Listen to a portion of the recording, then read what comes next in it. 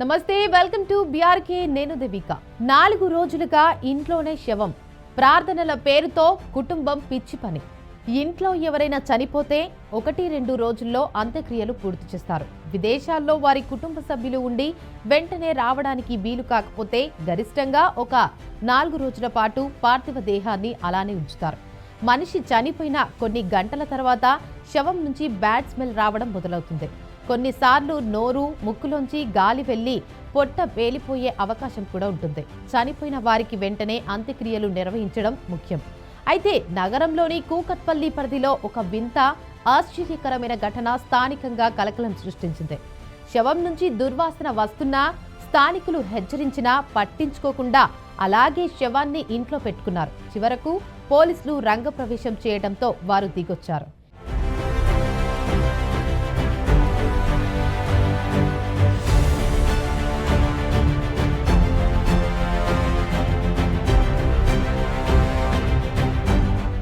ఇక విషయంలోకి వెళితే హైదరాబాద్ కూకట్పల్లిలో దారుణ ఘటన వెలుగు చూసింది. ఒక రకంగా చెప్పాలంటే కూకట్పల్లిలో అత్యంత వింతైన విస్మయానికి గురిచేసే ఘటన వెలుగు చూసింది. చనిపోయిన కుటుంబ సభ్యురాలికి అంత్యక్రియలు నిర్వహించకుండా 4 రోజులుగా మృతదేహాన్ని ఇంట్లోనే ఉంచుకుని వింత ప్రార్థనలు చేస్తున్న ఒక కుటుంబం తీరు స్థానికంగా కలకలం రేపింది. అసలేం జరిగిందంటే ఏపీలోని ఏలూరుకు చెందిన యేసురత్నం కుటుంబం 40 ఏళ్ల క్రితం హైదరాబాద్కు వలస వచ్చింది. ఎస్ఐగా పనిచేసిన ఆయన 10 ఏళ్ల క్రితం మరణించారు. ప్రస్తుతం ఆయన భార్య శమంతకమణి, కుమారుడు జయరాజ్, 2 కుమార్తెలు సునీత, శైలజ కలిసి కూకట్పల్లిలో రామకృష్ణనగర్లోని ఓ అపార్ట్మెంట్లో నివసిస్తున్నారు. అయితే చిన్న కుమార్తె శైలజ అనారోగ్యంతో ఈ నెల 13న మృతి చెందింది. కూకట్పల్లి పోలీసులు తెలిపిన ప్రకారం ఏపీలోని ఏలూరుకు చెందిన యేసురత్నం కుటుంబంతో సహా 40 ఏళ్ల క్రితం హైదరాబాద్ నగరానికి వచ్చాడు. నగరంలోనే ఎస్ఐగా పనిచేసిన యేసురత్నం 10 ఏళ్ల క్రితం అనారోగ్యంతో చనిపోయాడు. ప్రస్తుతం ఆయన భార్య శమంతకమణితో పాటు 2 కుమార్తెలు శైలజ, సునీత, కుమారుడు జయరాజ్లు ఉన్నారు. వీరు కూకట్పల్లి రామకృష్ణనగర్లోని శ్రీ సాయి భరద్వాజ్ అపార్ట్మెంట్లో గత కొన్నేళ్లుగా అద్దెకుంటున్నారు.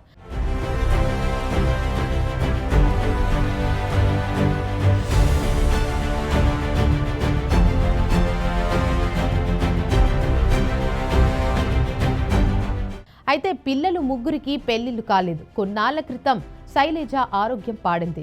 ఈ క్రమంలో హాస్పిటల్లో చికిత్స పొందుతూ ఈ నెల 13న కన్నుమూసింది.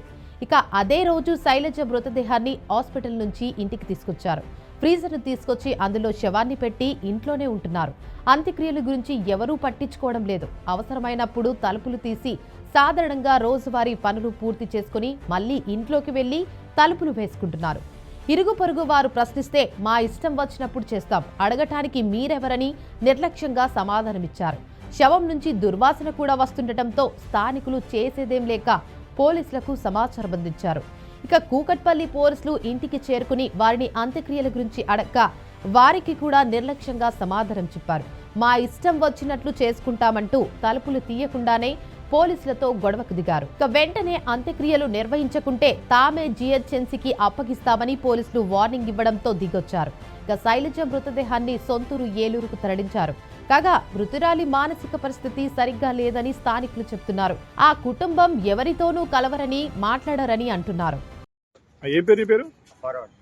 ఏమైంది, ఏం జరిగింది అక్కడ? ఏం జరిగిందని లేదండి. హాస్పిటల్కి ఎలా తీసుకెళ్ళారో కూడా తెలియదు.